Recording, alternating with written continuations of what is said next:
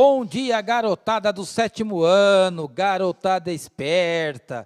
Vocês estavam lá dançando na aula de educação física, agora é hora de aula de geografia, então já vai lá, pega a sua água, coloca do lado, separa o seu material, respire fundo, para que nós possamos aí aproveitar o máximo a aula de geografia de hoje.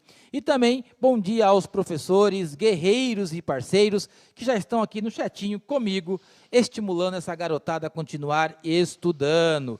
E conosco está aqui ao lado o professor Antônio Russo, que vai ministrar a aula de hoje. Bom dia, professor Antônio. Bom dia, professor Carlos, bom dia aí aos alunos, professores e a todos que irão acompanhar a mais essa aula de geografia para o 7º ano, dos anos finais aí do ensino fundamental. Antes de começarmos a aula, que vai falar sobre a formação territorial do Brasil, o professor Carlos vai falar do que nós vamos trabalhar hoje. Legal, o que nós vamos trabalhar já na tela? Habilidade. Analisar a influência dos fluxos econômicos e populacionais na formação socioeconômica e territorial e discutir os conflitos e as tensões históricas e contemporâneas no Brasil, em especial no estado de São Paulo. A unidade temática será Conexões e Escalas, e o objeto de conhecimento, Formação Territorial do Brasil. E, já para nós já irmos visualizando já essas transformações geográficas e políticas no Brasil, vamos assistir com atenção à animação na tela. Então, nós estamos vendo aí o desenvolvimento aí territorial do Brasil, né?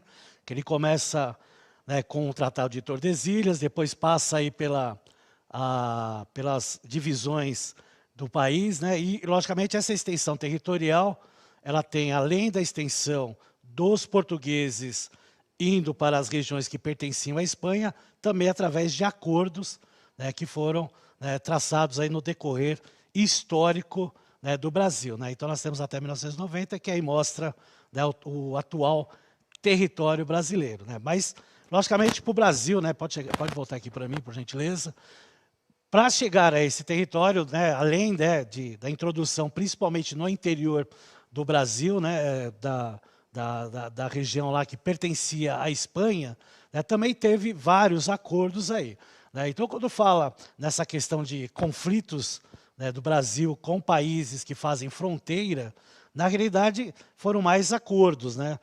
Com exceção aí, vamos dizer assim, da Guerra do Paraguai, professor Carlos. Sim, a Guerra do Paraguai, ela tem um dado histórico interessante, que ali as Províncias Unidas, né, do Rio da Prata, né, vamos dizer aí a Argentina, eles possuíam um plano expansionista, né, expandir seus territórios, anexando o Uruguai e o Paraguai. Era uma tentativa de retorno lá ao vice-reino da Prata. Então, os conflitos ali naquela região acabaram deflagrando aí a Guerra no Paraguai. Mas talvez, tirando aí a Guerra do Paraguai, nós vamos ter diversos conflitos também, mas muitos deles com os acordos aí entre as elites. Também a questão do Acre também teve, né, um certo conflito anteriormente, antes, né, do Tratado de Petrópolis, né, mas em relação, né, fazendo uma comparação com o que teve na Guerra do Paraguai, existe uma diferença bem grande aí, né, sabendo, né, que Rio Branco, né, que ele acabou fazendo vários acordos aí, né, e acabaram sendo acordos pacíficos, sem a necessidade de conflitos, de guerra e de armamento aí. Mas antes, né, logicamente, dessa introdução dos portugueses no Brasil, a partir aí do século XVI, né, propriamente dito aí 1500, nós tínhamos já uma população que vivia aqui, né, tendo a sua distribuição aí através dos seus grupos. Então, a gente vai ver aí na próxima tela a distribuição dos grupos indígenas do Brasil. Então, nós temos as formações sociais indígenas, representavam aí diversos estágios da comunidade, né, que dizia primitiva, né, mas que hoje a gente não fala mais isso, que entrou em processo de desagregação a partir dos contatos com os representantes da expansão mercantil europeia. O avanço das frentes pioneiras promoveu sucessivamente a diminuição das áreas de mobilidade espacial e também o decréscimo quantitativo dessas populações cuja importância numérica atual é bastante reduzida. E aí a gente observa no mapa a distribuição desses grupos, né, principalmente aí o mais conhecido aí, o Tupi-Guarani, mas nós temos aí, né, o G, que está em amarelo, o Aruac, que está aí em roxo. Então, a distribuição aí em todo o território brasileiro, logicamente, quando a gente fala nesses grupos indígenas, a gente também fala em todo o continente americano, né, desde a América do Norte até toda a América do Sul, né? Então, quando se fala nessa representação de comunidade primitiva, era o que os europeus, né, se introduziam e se achavam, né, para essa população, que não é correto, porque cada grupo social tem sua forma de vida, que a gente não pode denominar sendo primitiva ou não, né, professor Carlos? Fica difícil É ter, verdade, né, uma né? forma errada de falar. Esse conceito ele foi bem desenvolvido aí nos primeiros contatos, né, dos colonizadores com os povos indígenas, né, naquela fase do estranhamento cultural. Mas nós geralmente utilizamos aí o termo os povos originários da terra, né, os nativos, aqueles que de fato as terras pertenciam. Bom, aí eu falei da questão da divisão do Tratado de Tordesilhas, eu não vou mostrar aquele famoso mapa da divisão mundial, né, do Tratado de Tordesilhas, mas vou mostrar, né, a região do Brasil, na qual passa a linha imaginária desse tratado. Então, acompanhei na tela, né, nós temos a parte rosa totalmente, né, como sendo terras pertencentes à Espanha, né, a parte em amarelo e verde, as terras pertencentes a Portugal, e a parte em verde, ele ainda mostra aí a ocorrência aí, né, da retirada do pau-brasil, né, a extração do pau-brasil. Então, toda essa extensão verde aí do Nordeste brasileiro, ele foi de exploração do pau-brasil, né, já se iniciando aí no início do século XVI. Tem até aí uma imagem, né, da árvore aí do pau-brasil. Então, na realidade, esse Tratado de Tordesilhas deu um pequeno pedaço da América para os portugueses, que, logicamente, com o passar do tempo, se sentiram aí, né, prejudicados com esse tratado, né, feito aí, né, entre Espanha e Portugal, através do Papa, e, logicamente, ele, né, com o passar do tempo, ele acabou se interiorizando e aumentando, né, a extensão do atual Brasil, como a gente viu naquela animação que foi apresentada no início da aula. O processo de ocupação e de colonização tem algumas características, vamos aí acompanhar na tela. Então, primeiro, a busca por mercadorias que alimentavam o comércio europeu, né, iniciando a exploração do pau-brasil, a colonização, que era de exploração, o início do povoamento, que na realidade foi a partir de 1530, né? Então, a introdução dos portugueses no Brasil em 1500, mas pós 3 décadas, que aí acabou aí o início do povoamento, a partir aí de 1530. Apropriação de terras indígenas, o etnocídio da população indígena, por vários aspectos, né? A utilização de mão de obra escravizada, porque se usava aquela formação de plantation, que é o uso da monocultura para exportação em grandes latifúndios e com a mão de obra escravizada. Então, todo esse processo aí, ele era chamado aí de plantation, que era muito utilizado no Brasil. Contenção de movimentos sociais por meio da violência. Então, todo esse processo aí, né, ele foi, né, durante todo esse período da colonização, né, essa movimentação, né, para mostrar claramente, né, quem é que dominava esse território e, posteriormente, né, o aumento do seu território. Mas a exclusividade da colonização do Brasil era, sim, para explorar as riquezas que o nosso território tinha, começando aí pelo pau-brasil, como a gente viu lá nos slides anteriores. E as capitanias, que começam a ser formadas aí em 1534, né, como, logicamente, né, os primeiros, né, indícios aí de povoamento dos portugueses. Vamos lá para a tela, né, para a próxima tela, a gente vai ver aí. A ocupação portuguesa do litoral brasileiro só teve início com a criação do regime de capitanias hereditárias por D. João III, em 1532, tendo a sua implantação em 1534. A exploração do novo território era esparsa até essa época e basicamente individual. Exemplo da donatária concedida pelo rei D. Manuel a Fernando de Noronha, donataria, né, visando ao arrendamento do comércio de pau-brasil. Foi através desse sistema de capitanias que os primeiros núcleos de ocupação e colonização portuguesa do Brasil foram estabelecidos. A exemplo de São Vicente, concedida a Martim Afonso de Souza em 1532, e de Pernambuco, concedida a Duarte Coelho em 1534, né, que, por sinal, né, foram as duas capitanias que deram mais certo, né, professor Carlos? Nessa questão aí de colonização, né, das donatarias, né, elas acabaram tendo uma exploração, né, e um crédito bem grande aí em relação às capitanias. Né? Principalmente economicamente, né? Foram implantados ali as refinarias de cana-de-açúcar, né? Transformar a cana em açúcar, financiado pelos holandeses, né? Principalmente lá em Pernambuco, e que nós poderíamos dizer aí que depois da exploração do pau-brasil, o açúcar, o refinamento do açúcar se tornou a principal atividade econômica do Brasil aí durante a expansão ainda da colonização do nosso território.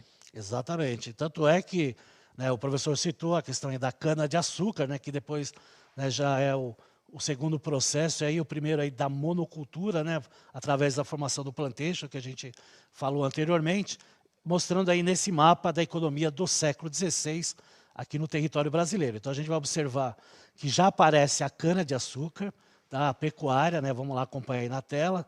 Nós temos ainda a área, né, do mesmo tamanho anteriormente, até porque, né, o período do século XVI ainda se tinha exploração do pau-brasil, né? Apesar de mostrar, né, pouco, a cana-de-açúcar começa a surgir, né, mas temos também, né, bem pequeno aí a pecuária, né, e a divisão, né, em amarelo as terras pertencentes a Portugal, em rosa as terras pertencentes à Espanha. A linha vermelha são as entradas, né, e, logicamente, né, os percursos que os colonizadores estão fazendo através das capitanias hereditárias.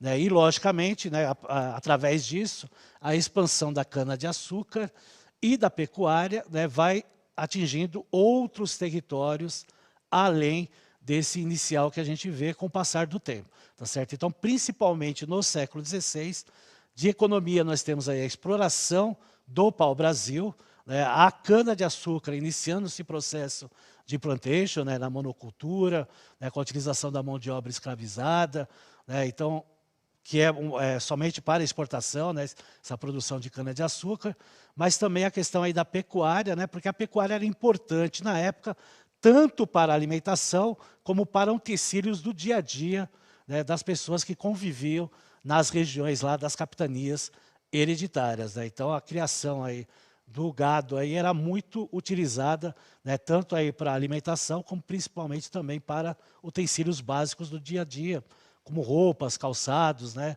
e equipamentos aí das viagens que eram feitas aí até para carregar a água que era extremamente necessário. Na próxima tela, né, junto, né, vai aparecer lá a fundação da Vila de São Paulo, né, em 1554. Então, nós temos aí uma fortificação no século XVI da Vila de São Paulo, o que era comum nas cidades e vilas brasileiras para se defender do ataque dos indígenas, né, e também dos corsários, né, que eram, né, navegantes aí contratados aí pelos reinos para invadir terras, principalmente aqui na América. Né, então, lá com muros de taipa e cerca de madeira. Tá? Então, as vilas, né, eram fortificadas aí para se defender aí dos indígenas e também, né, da invasão aí de outros países, aí, como corsários franceses e corsários holandeses e ingleses, né, que margeavam lá o litoral atlântico, principalmente aí na região nordeste brasileira e também em outras regiões da América. Tá certo? Vamos lá para a próxima tela. E aí nós vamos ver aí as culturas indígenas e africanas, né, que nós temos aqui até hoje, né, no nosso cotidiano. Então, ambas as culturas são significantes e importantes para a nossa cultura, assegurando, além da miscigenação entre os povos, uma vasta herança cultural.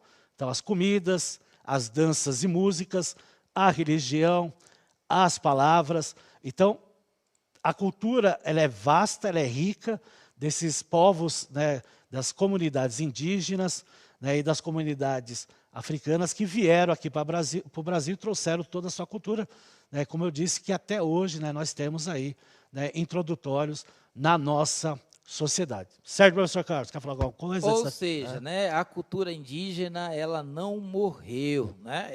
Ela permanece no nosso meio, palavras, alimentos, muitas vezes até nomes de ruas.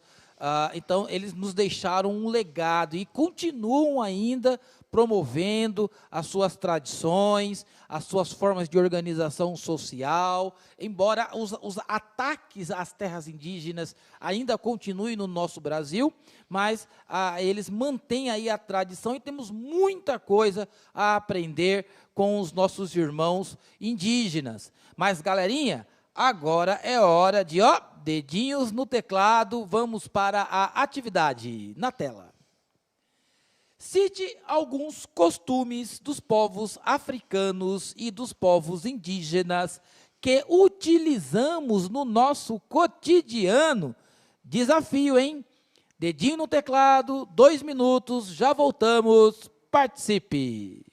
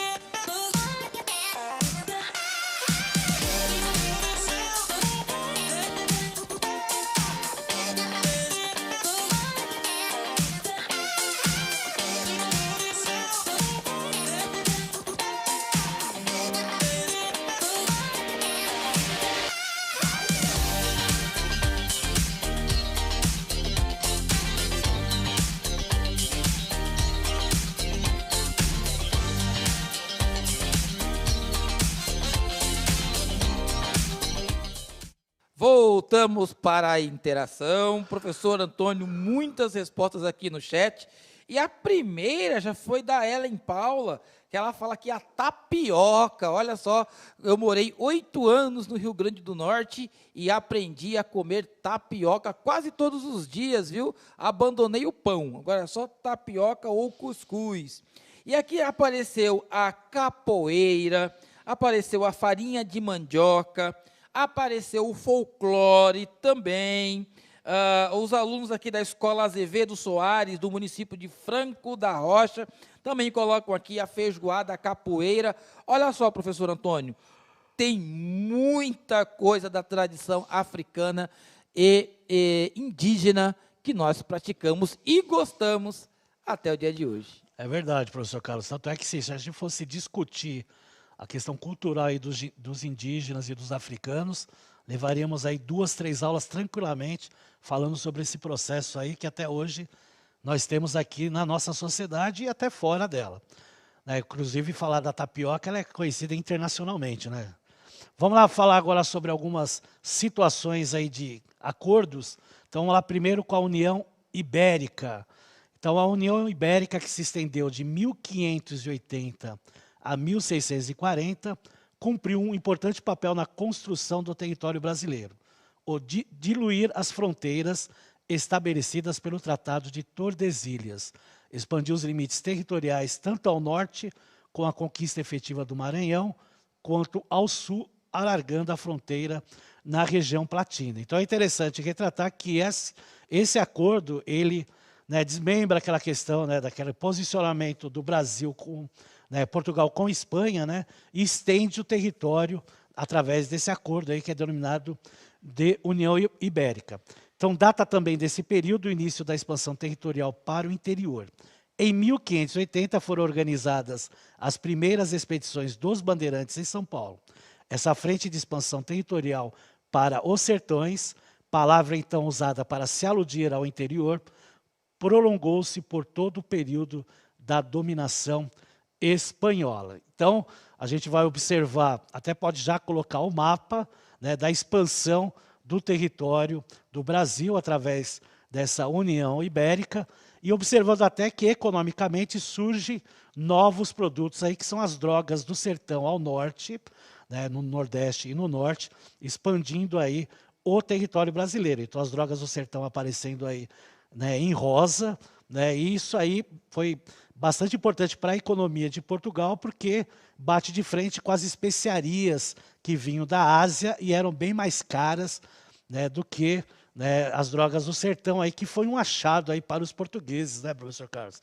Achar as drogas dos sertões aí foi um achado maravilhoso. E projetou, né, projetou Portugal aí no comércio internacional, porque também havia os produtos que vinham lá da Ásia, e também a Holanda, ela tinha um protagonismo econômico muito grande aí na bacia do Mediterrâneo. Então, esse achado foi muito importante para dinamizar a economia, não brasileira na época, mas de Portugal, que estava colonizando as terras. É isso aí. Volta um pouquinho lá no mapa, que aí nós vamos ver também, né, a continuação aí da exploração do pau-brasil, né, uma pequena diminuição, mas veja como aumenta a extensão da pecuária, porque vai se estendendo aí o território, né, e vai aparecer aí a mineração, apesar de não dar para localizar, mas ela começa a aparecer aí na região central, né, que, logicamente, pela extensão do território, começa a se encontrar novos produtos, e a cana-de-açúcar também começa a aparecer em destaque no mapa aí em laranja, tá certo? Então, assim, a economia, ela é muito importante, né, para a expansão territorial do Brasil. Então, além, né, desses acordos e da extensão, o interesse era econômico. Então, quando se fala da extensão territorial do Brasil, o principal interesse está em cima da economia. A conquista da Amazônia, vamos lá para a próxima tela. Com a invasão principalmente dos ingleses e holandeses, Portugal se viu obrigado a intensificar a sua inserção na região norte. A construção do Forte de Belém, em 1616, propiciou uma série de expedições exploratórias na região amazônica, possibilitando a descoberta de vários recursos naturais, denominados de drogas do sertão. Tipos de drogas do sertão: cacau, pau-cravo, castanha do Pará, guaraná, etc., né, como aparece aí na imagem, aí a castanha do Pará. Então são, né, produtos, né, que até produtos novos para os europeus, e que logicamente vão bater de frente aí com as especiarias, né, das Índias, né, principalmente que vinham lá da Ásia, né, o que faz com que haja um destaque aí de Portugal para o comércio europeu. Vamos lá para o Nordeste: pecuária extensiva e algodão, que a gente viu aí nos mapas a partir do século XVI. Então, além da cana-de-açúcar, o Nordeste também cultivava algodão e criação de gado. A pecuária se desenvolveu próximo dos engenhos, mas ao longo do século XVII expandiu-se pelo interior, estimulando a ocupação desse território. As principais criações de gado eram as de bovino e as de muares, né, principalmente aí de mulas para carregar, né, os produtos. Essas criações se davam próximas às margens do rio São Francisco. A pecuária de bovinos e de muares fez surgir algumas cidades importantes do Nordeste: Feira de Santana, Caruaru, Teresina, entre outras, que são cidades até hoje, né, bastante comerciais e importantes aí para o Nordeste. E aí nós temos aí uma imagem do São Paulo no século XVII, pode colocar aí na tela, a Casa da Câmara da Vila de São Paulo, né, que foi um dos primeiros núcleos de resistência e imposição ao governo português. Então, paralelo a esse crescimento territorial do Brasil, nós também temos aí o crescimento aí de São Paulo. Tá? Já pode ir para a próxima tela, que fala sobre o ouro, né? Nós temos aí uma lavagem aí do Morro da Colomi. Então, no fim do século XVII, há a notícia da descoberta do ouro, que vão atrair, né, além dos paulistas, né, que foram os primeiros descobridores, outras pessoas, como também os escravizados também vão trabalhar lá, né, nessa região aí das minas. Tá? E aí vocês podem ver na próxima tela que essa expansão do ouro não se deu só nas Minas Gerais, não aparece só a cidade de Ouro Preto, nós também temos minas em Mato Grosso no século XVII. Logicamente, as classes dominantes, né, e o contingente populacional são atraídos pela ilusão do enriquecimento rápido. Certo, pessoal? Tem o Saiba Mais, rapidamente aí printem a tela, é o Atlas Histórico Escolar, que tem várias informações, tanto do Brasil como também da América. Certo, pessoal? Obrigado aí pela participação do chat. A aula, infelizmente, já acabou. Quero agradecer novamente a parceria nobre aí do nosso querido professor Carlos. Obrigado, professor. Galerinha, aula muito legal. Continue estudando aí durante o dia. Bom trabalho para os profs. Avalie a aula no final. Até a próxima aula. Tchau. Tchau, tchau, pessoal.